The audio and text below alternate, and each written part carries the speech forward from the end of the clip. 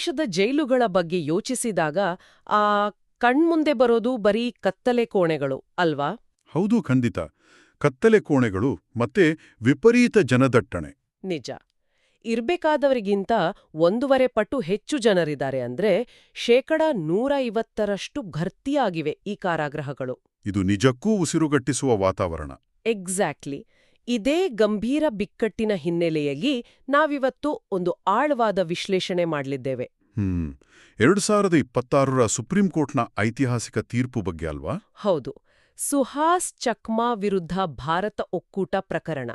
ಇದು ಕೇವಲ ಕಠಿಣ ಶಿಕ್ಷೆ ನೀಡುವ ವ್ಯವಸ್ಥೆಯಿಂದ ಸುಧಾರಣಾ ನ್ಯಾಯದತ್ತ ಅಂದ್ರೆ ರಿಫಾರ್ಮೇಟಿವ್ ಜಸ್ಟಿಸ್ ಕಡೆಗೆ ಹೇಗೆ ಕ್ರಾಂತಿಕಾರಿಕವಾಗಿ ಬದಲಾಗ್ತಿದೆ ಅನ್ನೋದನ್ನ ಈ ಮೂಲಗಳಿಂದ ಅರ್ಥ ಮಾಡಿಕೊಳ್ಳೋಣ. ಈ ದಟ್ಟಣೆಯ ಸಮಸ್ಯೆಗೆ ಕೋರ್ಟ್ ಕೊಟ್ಟಿರೋ ಪರಿಹಾರ ಬಹಳ ವಿನೂತನವಾಗಿದೆ. ಅದೇ OCI ಅಂದ್ರೆ ಮುಕ್ತ ಸುಧಾರಣಾ ಸಂಸ್ಥೆಗಳು. ಹೌದು. ಸರಳವಾಗಿ ಹೇಳಬೇಕಂದ್ರೆ ಇವು ಗೋಡೆಗಳಿಲ್ಲದ ಜೈಲುಗಳು. ಗೋಡೆಗಳಿಲ್ಲದ ಜೈಲು ಅಂದ ತಕ್ಷಣ ಇದು ಬರೀ ಮಾನವ ಹಕ್ಕುಗಳ ವಿಚಾರ ಅಂತ ಅನ್ಸ್ಬೋದು. ಆದ್ರೆ ಇದರ ಆರ್ಥಿಕ ಮುಖ ಕೂಡ ಅಷ್ಟೇ ಆಶ್ಚರ್ಯಕರವಾಗಿದೆ. ಖಂಡಿತ. ದಾಖಲೆಗಳ ಪ್ರಕಾರ ಸಾಮಾನ್ಯ ಮುಚ್ಚಿದ ಜೈಲಿನಲ್ಲಿ ಒಬ್ಬ ಕೈದಿಗೆ ತಿಂಗಳಿಗೆ $7,094 ಖರ್ಚಾಗುತ್ತೆ. ಆದ್ರೆ ಅದೇ ಒಂದು ಮುಕ್ತ ಜೈಲಿನಲ್ಲಿ ಕೇವಲ $500. ಹೌದು, ಸರಿಸುಮಾರು 14 ಪಟ್ಟು ಕಡಿಮೆ ವೆಚ್ಚ. ಇದು ನಿಜಕ್ಕೂ ಶಾಕಿಂಗ್ ಅಂಕಿಅಂಶ. ಈ ದೊಡ್ಡ ವ್ಯತ್ಯಾಸಕ್ಕೆ ಕಾರಣ ಸ್ಪಷ್ಟ.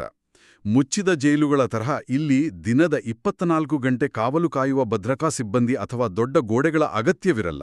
ಕೈದಿಗಳು ತಾವೇ ದುಡಿದು ಸಂಪಾದಿಸ್ತಾರಲ್ವಾ? ಹೌದು. ಹಾಗಾಗಿ ಓಡಿ ಹೋಗುವ ಅಪಾಯವಿಲ್ಲದ ಕೈದಿಗಳ ಮೇಲೆ ಅಷ್ಟು ದೊಡ್ಡ ಮೊತ್ತದ ಹಣ ಸುರಿಯೋದು ಆರ್ಥಿಕವಾಗಿ ಅರ್ಥಹೀನ. ಇದು ಅತ್ಯುತ್ತಮ ಆರ್ಥಿಕ ಜಾಣ್ಮೆ ಅಂತಾನೆ ಹೇಳ್ಬಹುದು. ಈ ಆರ್ಥಿಕ ಲಾಭದ ಜೊತೆಗೆ ನ್ಯಾಯಾಲಯ ಸಂವಿಧಾನದ 21ನೇ ವಿಧಿಯನ್ನು ಉಲ್ಲೇಖಿಸಿರುವುದು ಬಹಳ ಮುಖ್ಯ. ನಿಜ.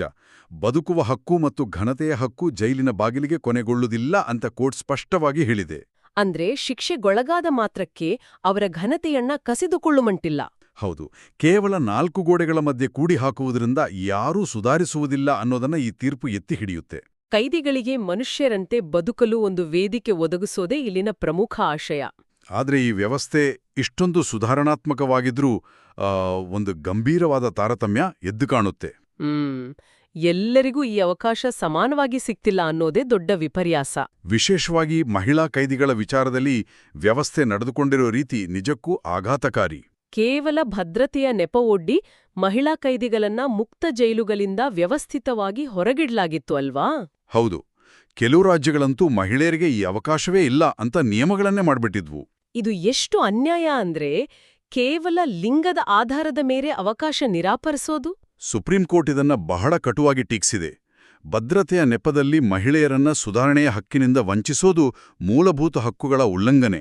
ಇದಕ್ಕಾಗಿ ನ್ಯಾಯಾಲಯ ಸಂವಿಧಾನದ 14 ಮತ್ತು 15ನೇ ವಿಧಿಗಳನ್ನ ಅನ್ವಯಿಸಿದೆ ಅನ್ಸುತ್ತೆ.